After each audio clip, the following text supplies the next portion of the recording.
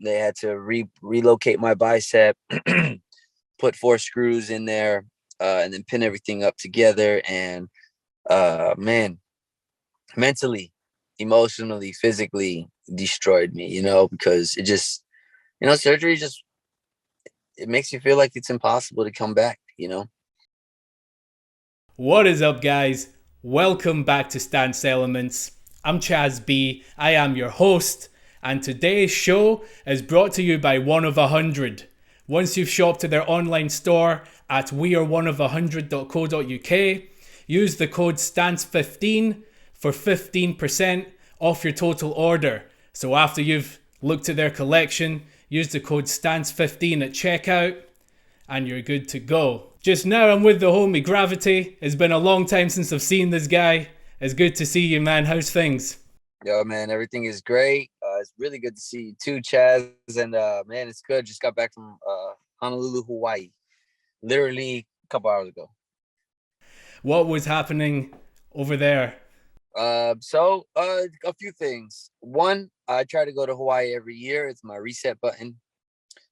Two, and the summer jam. So I was supporting my boy Bo, Lino, Mason Rose, Arvo in the Hawaii community. So I went out there on my own dime, my own dollar, to go be out there, just be a part of their event. And when I say be a part of their event, I actually had no intentions of entering, to be honest. I just wanted to be a part of it and be a fan of it. And then I also brought my spouse out there to just see what it was like, like it's my paradise. It's my home away from home. So I just wanted her to witness it and see it. And we had an amazing 6 days, bro. An amazing, amazing 6 days. And then she convinced me to enter the battle. She's like, hey, we're here. Let's just make it a full trip. And I said, okay. I entered, and of course, just came on top and was blessed enough to win, man. So it was really good. That's amazing, man. I mean, especially considering some of the recent health issues that you've had. It's no joke. You went through COVID and you've had some surgeries and other things in the past as well. Can you just talk about what's been going on with your health and how are you feeling right now? Yeah. So uh, August 11, 2021, I had shoulder surgery. So I had an anterior labral tear. And it was like, if you look at it in terms of the joint being like a clock, had a tear from 3 p.m. to 7 p.m., which is damn near 50% of it torn. And then I also had a slight tear in my bicep. And so they had to relocate my bicep, put 4 screws in there, and then pin everything up together. And man, mentally, emotionally, physically destroyed me, because it just, surgery just, it makes you feel like it's impossible to come back. So this month is 6 months. This is when I was supposed to start training again.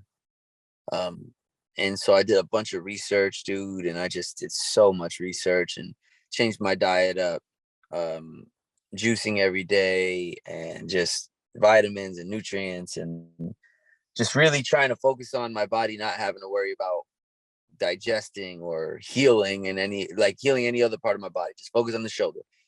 Doing recovery. I go to a place called Optimize out here, which is incredible. It's an incredible recovery. I do ice baths, sauna, compression sleeves, infrared light, the red light therapy, and breath work. Anyway, as that healing process was happening, I just kept pushing my body, and I didn't allow myself to stiffen up. So I just kept working in and working in. And this is just on my own accord. There was no profession. I went to like a physical therapy, and they were just so basic. They were like a basic human being mentality. This is up, this is down, this is left, this is right. They had no comprehension of what it is that I actually do, which scares me, right? Because the medical field of doctors, whether it's sports medicine or physical therapy, they are amateurs when it comes to how to work on a professional breaker or just a breaker in general. What were you wanting from them? Like, what caused all those injuries, and then what were you looking for from them that made you think Mhm. this way? Yeah. So what caused the injury in general was I went for a move and I slipped. The floor was real slippery. I went for an elbow track and I slipped. My body kept going. So basically, the shoulder like slightly it dislocated and went back in. That's how you cause an anterior labral tear. So once I dislocate the shoulder and I landed on it, it went back in, and that was it from there. It was like a month and a half where I was like, what is going on? 2 months. I was like, okay, I gotta go in. Anyway, so when I went to physical therapy, I was looking for information that I did not already know. I was looking for techniques, and I was looking for accelerated growth. That's what I was looking for. I was looking for, I'm not a regular person that, needs to get back to regular daily work. I am a professional athlete under contract with $1 billion company where I need to perform, and I need to perform fast. And I know it's possible because professional athletes do it on a regular. You see professional football players go out, and before the end of the season, they're already back in. So how is this possible? And I didn't. These doctors were not giving me this information, and I had to search it on my own, man. And I found it. So then, what are you doing now after all that sort of process of figuring out where the problem lies and the fastest way to get there? What would you say are a couple of things that you do, a couple of exercises or whatever that you do every single day that is helping with Yeah. this? So every single day I do band work. Band work is the savior. There's all these different things you can do, like PRP injections, stem cell injections, and I recommend PRP injections and I recommend stem cell injections. I had a really bad knee injury. I tore my meniscus, and it was just bone to bone, and I didn't want surgery, and so I got stem cell injections, $5,000 procedure, and within, mind you, I was out for about a year and a half on this knee injury. 3 months later, I was running full speed, after stem cells. So um, it's from Wharton's jelly, the stem cells that I got. And basically these are the same thing. This is the same thing that grows human beings. It comes from the umbilical cord. The same thing that grows human beings. They pull these cells out and they inject it into your knee, and that's how it rebuilds. I don't recommend, like, so let's just say you did surgery on your shoulder. I wouldn't recommend doing stem cells or PRP until after your shoulder is healed from the surgery. That's my opinion. But I do band work. Band work is every day. I get these resistant bands, and I just it's something like 13 to 1500 reps. It sounds like a lot, but when you're doing both sides and you're counting, 100 on this side, 100 on this side, 100 on this side, 100 on this side, it just strengthens the little muscles that we ignore, and as breakers, we get excited, we get crunk, we jump in, and we don't realize that what we do is so extreme. We're so used to making it look easy that when I go to competitions now, I don't just get down. I literally will do my whole warm-up regimen before I fucking get down. Because at the end of the day, it's just not worth it. Getting hurt is just not worth it. It's too much at stake. It's too much at risk. And I don't have time like a lot of people do nowadays. So band work is something that I do every day. I do not drink. And I'm very cautious about what I put in my body. So I'm pretty mindful about food, dieting, staying hydrated, staying active, and mobility. Like, mobility is key, you know? So all the band work that you're now doing, is this something that you'd recommend dancers to do regardless of whether they're injured already? Is there a prevention that you That is notice injury with it? prevention. Yeah, so this is injury prevention. So before I even practice I'm already sweating. You know what I'm saying? My body's already warm. Like, I don't know, man. I recommend anybody to do band work for your legs, for your knees. I literally band work. It's when I do band work, it's like not just for my shoulder, man. It's like it's my chest, it's my back, it's my neck. I put the band on my neck and I move my head around 100 times, and my wrist, my ankles. Like I do serious band work. Like it's really like a legit thing that I do every day. And I recommend anybody who is physically active to do band work on a daily basis, even if you're not even practicing that day.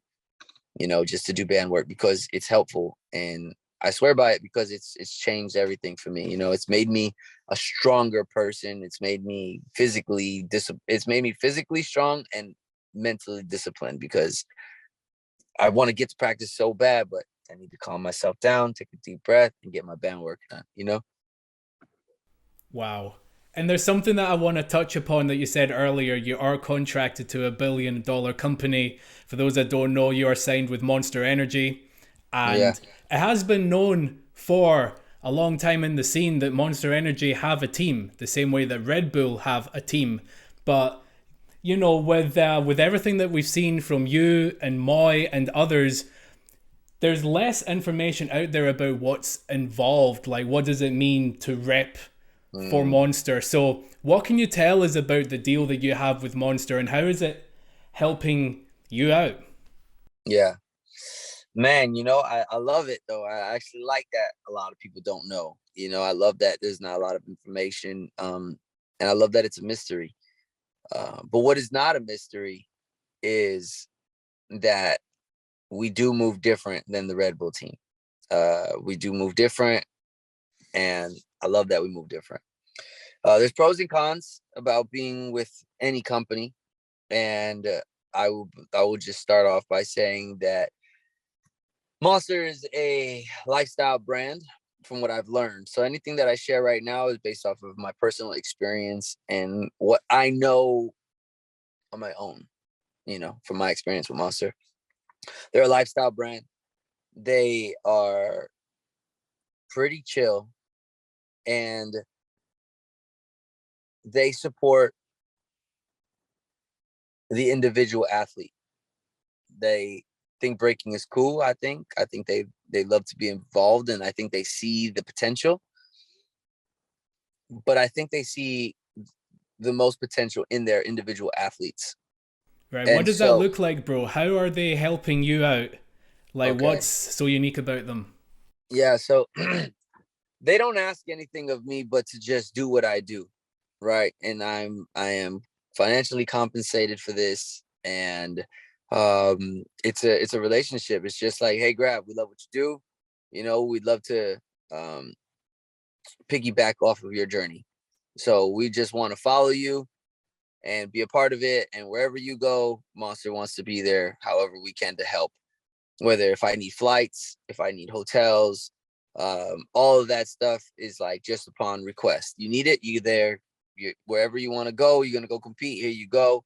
And every year, man, they just it's just like anything else, man. You get paid more. The harder you work, and the team is growing, and it's just really more so. There's no major requests. Of course, they want us to win. These are like unspoken things.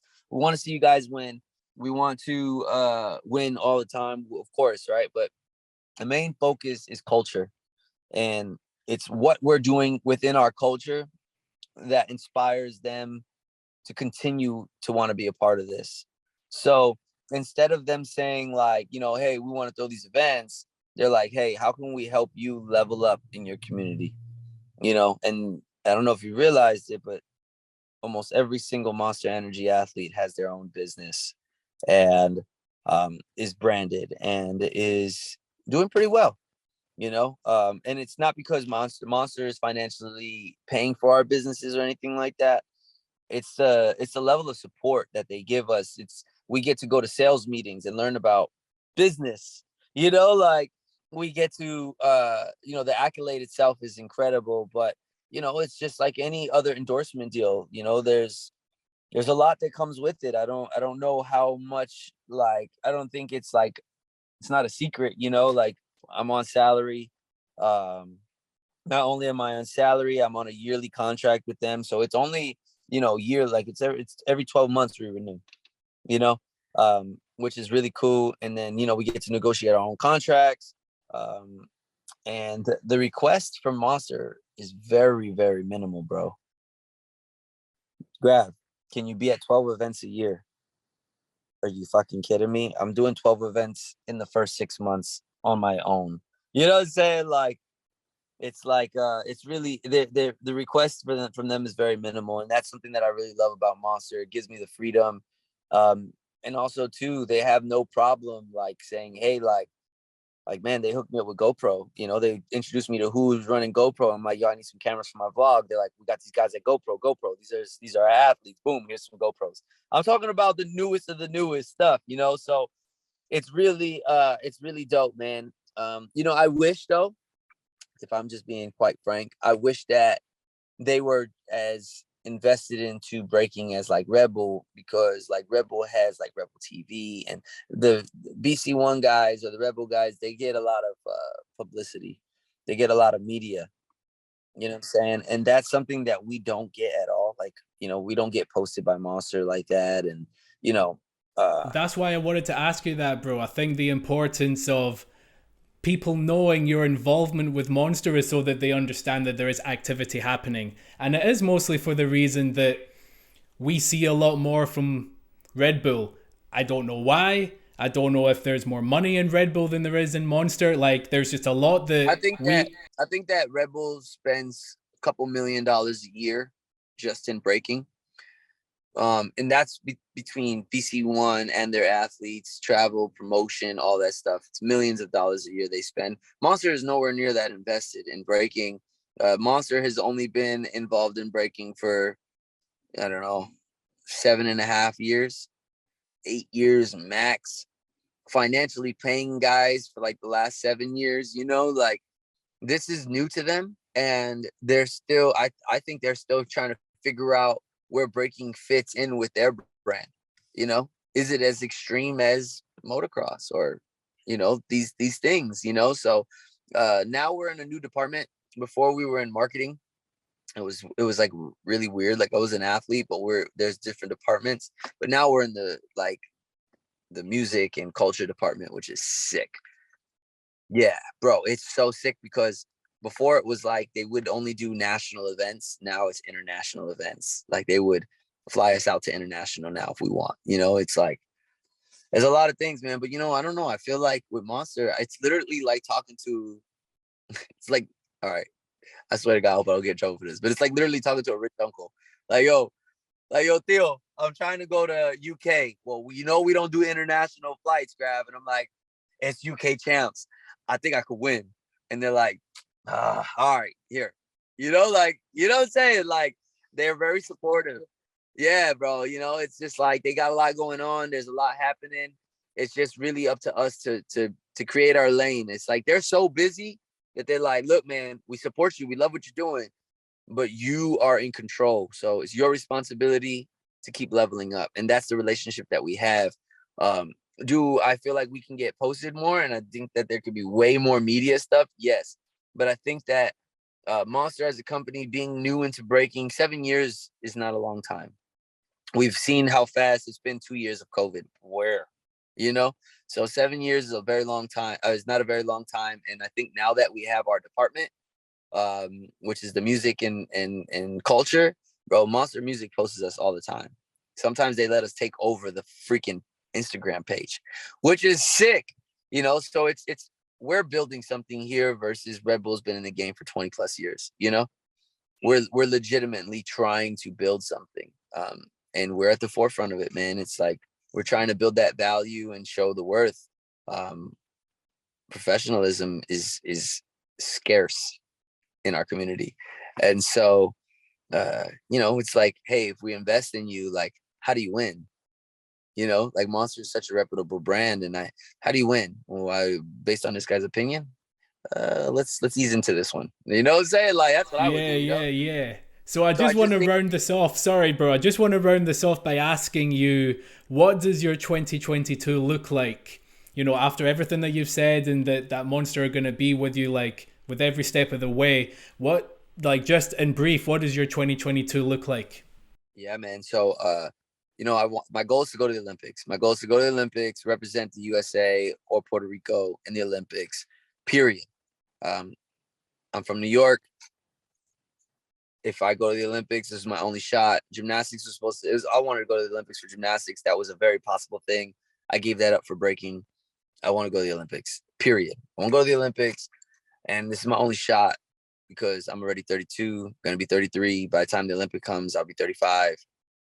I got one shot. So this is my focus. period. The goal is to lock in other brand endorsement deals for the support and to train at the highest level. Right now, I'm on a nice little winning streak, but we all know that that can be snatched up from under you at any given time, especially with the fact that, judging is opinionated. Yes, bro. And I wish you all the best with that. Thank you very much for your time. Appreciate Honestly, it. man, I hope to make it out to the US at some point this year, but otherwise, I really hope to see you soon, bro. Yeah, absolutely. And Chaz, man, you're the man, and I can't wait to see what you do next, man. Thanks for your time, bro.